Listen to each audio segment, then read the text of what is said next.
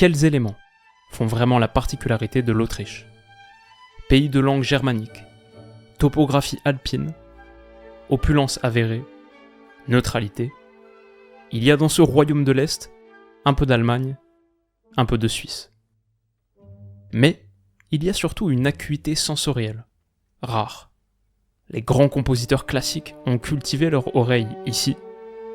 Le pays de Swarovski est un pionnier des technologies optiques. Et puis au-delà du Tyrol, par-delà les fleuves, il y a Vienne. Autrefois capitale culturelle de l'Europe, la ville de Klimt, Freud, Zweig, est un pôle de la pensée. C'est d'ailleurs dans ces cafés, au lieu d'échanges intellectuels, que naît la passion du football. Oui, l'Autriche est raffinée, et elle veut briller. Cet été.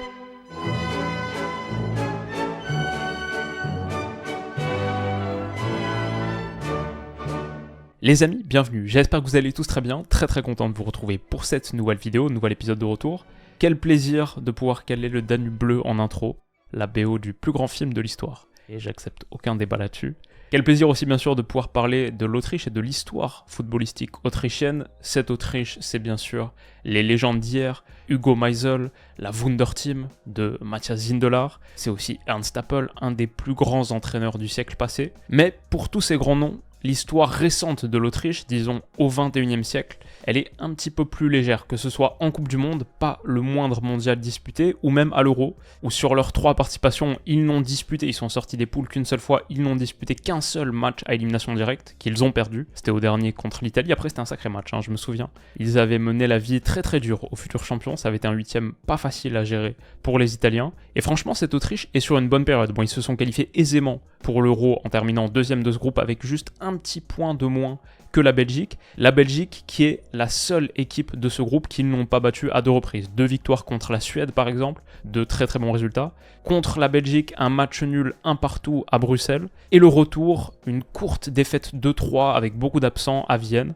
Ouais, cette Autriche est capable de surprise, et au dernier rassemblement international, que ce soit contre la Turquie, victoire 6-1, contre la Slovaquie 2-0, et même un petit peu plus tôt, fin novembre, 2-0 contre l'Allemagne aussi, un match très important. 3 victoires consécutives face à 3 nations qu'on retrouvera à l'Euro. Récemment, franchement, cette Autriche est assez impressionnante, mais elle a un problème de taille, et je suis content d'avoir attendu un petit peu avant de faire cet épisode autrichien. Récemment, c'est l'hécatombe. C'est assez dramatique. Bon, David Alaba, déjà, ça on le sait depuis un moment, il ne peut pas être appelé parce qu'il s'est fait les croisés, il ne sera pas remis à temps pour l'Euro. À la rigueur, on l'a en tête depuis quelques mois, mais il y a 3 jours, un des joueurs les plus importants du 11 s'est aussi fait les croisés, Xaver Schlager de Leipzig. Franchement, il faisait une super saison, très costaud, 4000 minutes quasiment en toutes compétitions confondues entre Leipzig et l'Autriche. Ses qualités de milieu défensif, ratisseur, son énorme volume, on le rendait 100% indispensable pour Marco Rose en club, mais aussi pour Ralf Rangnick en sélection. La perte de Xaver Schlager, c'est vraiment une très mauvaise nouvelle, et il n'est pas le seul qui s'est blessé récemment. Il n'est même pas le seul Schlager qui s'est blessé récemment. Le gardien titulaire, Alexander Schlager, il y a quelques jours, pareil, opération du genou. C'est le ménisque, on ne sait pas s'il reviendra à temps pour l'Euro, mais honnêtement, ça présage rien de très bon. Si je devais parier absolument, je dirais que ce sera plutôt Pascal Penz dans les buts, ou Laval aussi, 3e, 2e gardien de l'Autriche, c'est pas très clair, mais j'ai du mal à me dire que Schlager reviendra à temps. Donc, 2 Schlager blessés, mais aussi en défense, Kevin Danso, c'était juste ce week-end encore une fois, il a été sorti à la mi-temps, sorti par Franck Hez, parce qu'il a ressenti une gêne à l'adducteur. Ok, est-ce qu'il va revenir? C'est bientôt l'Euro, c'est dans 5 semaines, est-ce qu'il va revenir? Est-ce qu'il va revenir frais? C'est même pas le seul défenseur central qui s'est blessé récemment, Philippe Lienhardt et Maximilian Wöber. Franchement, l'Autriche, ouais, c'est l'hécatombe complète. Regardez-moi cette page sur Transfermarkt. Ils n'ont pas encore mis celle de Kevin Danso, qui est toute fraîche. Mais mon pote, qui m'a bien aidé sur cette vidéo, l'ami Foot Autrichien sur Twitter, a fait un petit résumé des blessures des sélectionnables à 6 semaines de l'Euro. Et je pense que son commentaire dit tout. Oui, c'est un cauchemar que vit le foot autrichien en ce moment. On va laisser le sorcier Rangnick cuisiner, mais j'ai un peu peur. Et j'ai peur pour eux. Quand on voit ça, à ce stade, Ça sert pas à grand chose d'essayer de vous dessiner une ligne défensive. On verra avec les matchs de préparation, on verra qui peut revenir à temps. Les seules choses que je peux dire, c'est que Philippe Mouenet, latéral gauche de Mayence, qui n'est pas forcément un joueur extraordinaire, bon, lui, a priori, il a joué quasiment tous les matchs de qualif et il n'est pas encore blessé, donc lui sera là. Et je pense qu'à droite, on aura, oui, Stéphane Posch de Bologne, bon joueur, titulaire dans le Bologne de Thiago Motta, joue quasiment tous les matchs, évalué à 14 millions sur Transfermarkt. Et ouais, Stéphane Posch, c'est, je vais dire, un latéral très très solide, plus un latéral défenseur central qu'un latéral ailier, mais c'est pas une mauvaise option à avoir à droite, 1m90, de la taille sur les coups de pied arrêtés. Stéphane Posch, je pense, même s'il avait un petit peu perdu sa place de titulaire récemment, je pense qu'il sera sur le côté droit. Je mise plutôt sur le retour de 2 de ces 3-ci, Wöber, Lienhart et Danso. Wöber, il peut jouer aussi défenseur gauche, quand il joue défenseur central, c'est défenseur central gauche, c'est lui qui prend surtout la place de David Alaba. À droite, il y aurait normalement Kevin Danso. Je pense 2 de ces 3 gars-là vont revenir, j'espère pour l'Autriche. Sinon, on pourrait avoir des minutes pour un petit jeune assez intéressant, c'est Léopold Kerfel. Alors je sais pas si beaucoup d'entre vous en ont entendu parler, c'était pas mon cas avant que je me renseigne. Il joue au Rapid Vienne et il fait partie de ces jeunes défenseurs centraux, 20 ans, on the rise, up and coming. Léopold Kerfel, gardons un petit œil sur lui. Il a joué une seule fois avec l'Autriche pour l'instant, c'était 45 minutes en match amical au dernier rassemblement, mais vu à quel point c'est l'hécatombe, peut-être que dans le chantier immense qu'est cette défense, il pourrait avoir une place et pourquoi pas être une des révélations de l'Euro. On s'enflamme un petit peu là. Mais ouais, gardons un œil sur Léopold Kerfel. Cette défense, c'est un chantier, c'est atroce. Juste voir ça, les pauvres Autrichiens. Aux côtés de Xaver Schlager, normalement, il y a Nicolas Seiwald. Nico Seiwald, très très bon joueur. En plus, les deux font la paire à Leipzig. Milieu défensif, ça faisait vraiment un tandem très très solide. Parfois, l'Autriche joue en 4-3-3. Schlager, Seiwald, pointe basse. Un autre, Grealish peut-être, d'Hoffenheim. On se souvient à l'époque où il était joueur de Ligue des Champions assez impressionnant à Hoffenheim, quand ils étaient dans le groupe de l'OL notamment, j'imagine c'est 2018. Je trouvais exceptionnel, il était coté à un moment à 25 millions sur Transfermarkt, depuis il a bien baissé, toujours à Hoffenheim. Mais voilà, il y a des options sur ce poste de milieu reculé, et à un moment même, Seiwald était latéral droit, où il donnait plutôt satisfaction. Maintenant, avec la blessure de Xaver Schlager, j'imagine que, ok, il est parti pour être milieu défensif, et ça ouvre un petit peu plus le champ à Posch. Peut-être Seiwald Grealish du coup comme duo de l'entrejeu, en tout cas avec l'absence de Schlager, il va falloir penser à quelque chose. Mais voilà, Nico Seiwald qui a été acheté par Leipzig cet été, depuis Salzbourg, il est resté dans le giron Red Bull. 23 ans, milieu défensif plutôt intéressant, il n'a pas énormément joué en club cette saison, il a plutôt dépanné. Mais ouais, fait partie de ces joueurs très très utiles pour la sélection, utiles et utilisables, utilisés par Rangnick, parfois même en tant que latéral droit, on l'a vu contre la Belgique notamment. Mais ouais, Nico Seiwald, j'imagine que lui, sa place est encore plus garantie avec l'absence de Xaver Schlager. Ensuite, pour l'instant ça a été un petit peu compliqué, ensuite on passe sur la meilleure zone de l'Autriche, d'assez loin, c'est la ligne de 3 du secteur offensif, où on a Konrad Laimer à droite, Marcel Sabitzer à gauche, et généralement Christoph Baumgartner dans un rôle de 10. Alors du coup, quelque chose qui m'intéresse tout de suite quand je vois ça, c'est voir Konrad Laimer aussi haut. Bon, on est habitué avec les sélections à voir des joueurs qui sont un petit peu plus à vocation défensive, mais tellement talentueux dans leur grand club qu'ensuite, sur leur sélection, ils passent sur des rôles un petit peu plus avancés. Je sais pas, il y a un David Alaba par exemple qui a passé quasiment toute sa carrière en Autriche à jouer milieu offensif gauche, parfois numéro 10, ailier. Mais Konrad Laimer, c'est un petit peu différent. Il peut apporter offensivement, mais pour moi surtout, ça nous met sur la piste de ce qui est le plus fort dans cette sélection autrichienne, c'est sa capacité à presser. En fait, Laimer, il est aussi haut parce que pour presser, c'est incroyablement utile de l'avoir en déclencheur de pression. C'est aussi un petit peu le cas pour Marcel Sabitzer, qui a énormément d'agressivité, qui sait presser. Voilà, les deux gars, ensemble, cumulés, ils ont quand même passé 14 saisons dans la galaxie Red Bull. Je crois que c'est 8 pour Sabitzer, 6 pour Laimer, du côté de Salzbourg, puis de Leipzig. Maintenant, oui, les deux sont à Dortmund, au Bayern, mais à la base, ces deux gars-là, c'est Red Bull. Et ouais, Konrad Laimer, j'ai pas besoin d'en parler 350 ans, je m'enregistre juste avant la demi-finale retour là contre le Real, donc on va voir. Mais en ce moment, il fait vraiment une bonne saison. Il vit vraiment une période faste. C'est un des tout meilleurs moments de sa carrière à 26 ans. Et on n'a pas besoin d'aller voir pour lui ses stats Football Manager, mais on va quand même le faire. C'est mon petit kiff récemment. J'aime bien objectiver la vision que j'ai de ces joueurs. Work rate, force de travail, 20. C'est le seul joueur que j'ai vu dans ce cas de figure. J'imagine qu'il y en a d'autres, je ne suis pas un expert. 20 sur 20 là-dessus. Jeu collectif, 19, esprit d'équipe, détermination, 18, courage, 18, agression, 17, endurance, 17, tacle, 17. Ça ressemble pas forcément à un milieu offensif droit, Par contre, ça ressemble à un extraordinaire déclencheur de pression. Pour suffoquer l'adversaire, comme on a vu l'Autriche le faire contre la Turquie, contre l'Allemagne, Konrad Laimer dans ce rôle, c'est pas mal du tout. Et Marcel Sabitzer, il y a un petit peu de ça aussi, il y a un peu de cette dimension, c'est un moteur, endurance, fitness, pareil, esprit d'équipe, force de travail, détermination 17, courage, agression, il y a tout ça. Mais il y a aussi une qualité sur coup de pied arrêté, bien sûr, tir extérieur de surface, c'est un vrai sniper, on se souvient de son époque à Leipzig, à un moment c'était un joueur extrêmement coté, qui s'est un petit peu perdu à United, au Bayern, mais il revient pas trop mal à Dortmund, moi j'aime bien à Dortmund. Il fait aussi une saison pleine, il va jouer une finale de Champions, peut-être aussi comme Laimer, il pourrait l'affronter en finale, on verra ça dans quelques heures me concernant.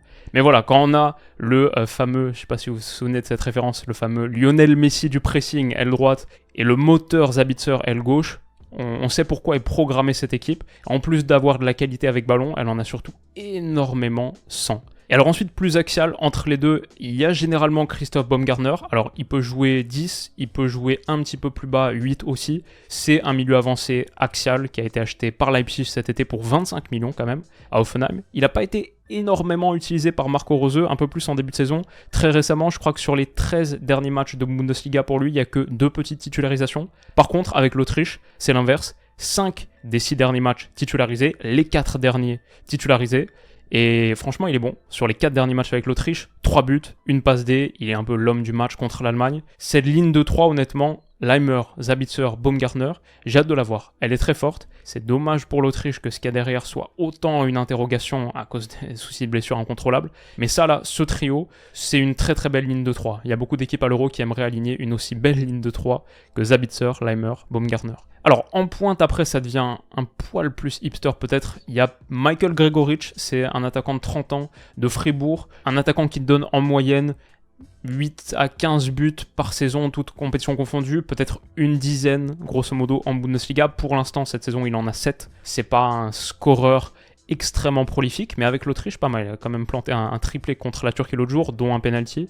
1m93, un vrai avant-centre, sa qualité principale, on le voit aussi encore une fois sur Football Manager, le jeu de tête, que ce soit sur sa détente, son jump 17, équilibre 16, puissance force surtout 15, jeu de tête 15. Il est là un petit peu pour reprendre les centres, pour être un point de déviation, comme aurait pu l'être son remplaçant Sacha Kaladzic, qui fait lui aussi 2 mètres. Ils sont très grands les Autrichiens, je sais que les Néerlandais, je le vois au quotidien, c'est le peuple le plus grand de l'histoire de l'humanité, mais les Autrichiens ça a l'air pas mal aussi. Malheureusement donc pour eux, Sacha Kaladzic, il s'est aussi fait le ligament croisé, je crois que c'est la 2e fois en 3 ans pour lui. Donc compliqué, ouais, à un moment, il était évalué à 25 millions à Stuttgart, aujourd'hui il est plus qu'à 5, il est prêté actuellement par les Wolves à Francfort. Lui, il est out. Il y a un autre gars qui pourrait peut-être avoir du temps de jeu, c'est l'ami Marco Arnautovic, que moi j'aime bien. Du côté de l'Inter, c'est pas extraordinaire ce qu'il fait, mais c'est un bon super sub. Il rentre quasiment à tous les matchs récemment, par contre quasiment jamais titularisé. Faut dire, avec 111 sélections, Arnautovic, c'est le recordman de cap de l'histoire de l'Autriche. Peut-être qu'Alaba était un poil devant lui à un moment, peut-être qu'il pourrait repasser devant s'il se remet de sa blessure, je sais pas, il a quand même 35 ans Arnautovic. Mais ouais, je serais très très surpris qu'il soit pas appelé, il sera pas titulaire a priori. Après, il y a peut-être une place à aller disputer à Gregoritsch, en fonction de l'état de forme sur les matchs de prépa. Arnautovic a quand même planté un doublé très très important contre la Suède en qualif. Après, il y a eu quelques pépins physiques, 2 principalement cette saison, qui l'ont tenu éloigné des terrains, je crois juste sur des périodes de trêve internationale en plus. Donc on l'a un peu moins vu avec l'Autriche depuis quelques mois, mais Arnautovic sera là, ça fait pas trop de doute dans mon esprit. Et après, il y a quelques autres possibilités, Patrick Wimmer et même Mohamed Cham. On en parlait un petit peu en début de saison comme étant le joueur à suivre de Clermont, mais là, en ce moment, il est en train de détonner. Il a 8 buts et 4 passes D cette saison dans ce Clermont-là, c'est pas mal. Surtout 4 buts sur les 4 derniers matchs de Ligue 1. Je crois que c'est 6 en 2 mois. Il a joué 2 petites minutes avec l'Autriche au dernier rassemblement, en toute fin de match, une entrée contre la Turquie. Donc il part pas du tout pour être titulaire, et honnêtement, c'est pas dans sa zone que l'Autriche a le plus besoin de renfort. Mais quand même un petit gars à surveiller, comme un qui a été appelé récemment, Maximilian Entrup, 26 ans, avant-centre, né à Vienne, qui joue en Autriche. Il n'y a pas si longtemps, il était en Détroit, et j'ai rarement vu une courbe de valorisation de Transfermarkt aussi spéciale que celle-là. Hop, on dirait une forme de crypto obscur. Donc lui, je crois qu'il est un petit chouchou du moment. Je sais pas s'il jouera à l'Euro, mais on peut imaginer que sur une liste à 26, il sera appelé. Derrière, c'est un peu la catastrophe. Devant, il y a de la qualité. La force principale de cette équipe, elle est ici, je pense. Ralf Rangnick a fait de cette sélection quasiment un club. un gars qui a été l'architecte principal de la galaxie Red Bull, dispose de beaucoup de joueurs Red Bull et a fait de cette Autriche une sélection qui presse. Une combinaison très très rare, potentiellement dévastatrice en foot de sélection. Maintenant, il y a un sacré groupe en face aussi, bien sûr, on commence par eux. Autriche-France, le 17 juin, 21h, notre entrée en lice, c'est du côté de Düsseldorf. Et ensuite, ils jouent 2 fois à Berlin, la Pologne, puis terminent par les Pays-Bas. Je surveillais leur cote sur la question qui atteindra les huitièmes de finale. Elle a bien grimpé récemment à cause de tous les soucis de blessure. La Pologne était beaucoup plus haute. L'Autriche est quasiment dans leur dimension là à 1,90. 1,90 pour se qualifier pour les huitièmes. Honnêtement, sans cette hécatombe, ce serait une de mes équipes à suivre de l'Euro. Et je pourrais dire un truc de dingue en mode attention au dernier carré. Comme le Danemark la dernière édition, l'Autriche pour moi aurait été idéalement placée pour faire ce qu'ont fait les Danois. Pourquoi ? D'abord parce que c'est une équipe qui est très très bien coachée, parce qu'il y a beaucoup de gars qui se connaissent super bien aussi, qui évoluent ensemble en club ou qui ont été formés ensemble, post-formés ensemble. La dimension Red Bull de toute l'équipe autrichienne est évidemment extrêmement forte. Ça veut dire aussi qu'elle est tactiquement au point, flexible. Comme j'ai dit, pas beaucoup de sélections qui savent presser aujourd'hui dans le foot international. Des joueurs comme Marcel Sabitzer, encore plus Konrad Laimer, des joueurs stars qui arrivent en forme. Il y avait beaucoup de raisons d'aimer cette équipe autrichienne, mais voilà, perdre Schlager, c'est déjà compliqué. Le deuxième Schlager, c'est pas top non plus. David Alaba qui sera pas là. Tous les autres sur lesquels il y a des doutes. À voir si l'Autriche réussit à être aussi solide défensivement qu'elle l'a été en qualif. C'est rude pour eux, c'est pas de chance, et le groupe est compliqué aussi. Donc ça me fait un peu mal parce qu'il y a une belle génération là. Et j'aurais bien aimé qu'ils en tirent le maximum. Est-ce que ce sera possible sur le prochain cycle ? J'ai vu que Rangnick donc, a repoussé les avances du Bayern. Et il a un contrat qui court jusqu'en 2026. Est-ce que cette génération-là pourrait permettre à l'Autriche de se qualifier pour la Coupe du Monde pour la première fois de son histoire au XXIe siècle ? Ça, c'est un gros défi. Pour cet Euro, je ne vais pas dire que c'est râpé, c'est encore possible, mais on s'avance forcément moins confiant qu'il y a quelques semaines ou mois. Ce qui est bon, pas forcément une mauvaise nouvelle pour nos Bleus. Pour les Autrichiens, par contre, ouais, j'ai un petit peu de peine pour eux. Et je veux dire merci à 2 personnes qui m'ont bien aidé pour faire cette vidéo. J'ai passé un appel à témoins sur Twitter qui est expert du foot autrichien. Vladimir a répondu et la page Twitter Foot Autrichien a répondu. Autriche Foot FR sur Twitter. Merci à eux deux pour leur aide. Merci à vous d'avoir été là. C'était le 8e épisode. On est donc à un tiers du parcours. Il reste encore du chemin, mais on avance bien. Et je suis content que vous soyez là. Merci de votre force. Passez un excellent dimanche. Prenez soin de vous et on se dit à très vite. Bisous.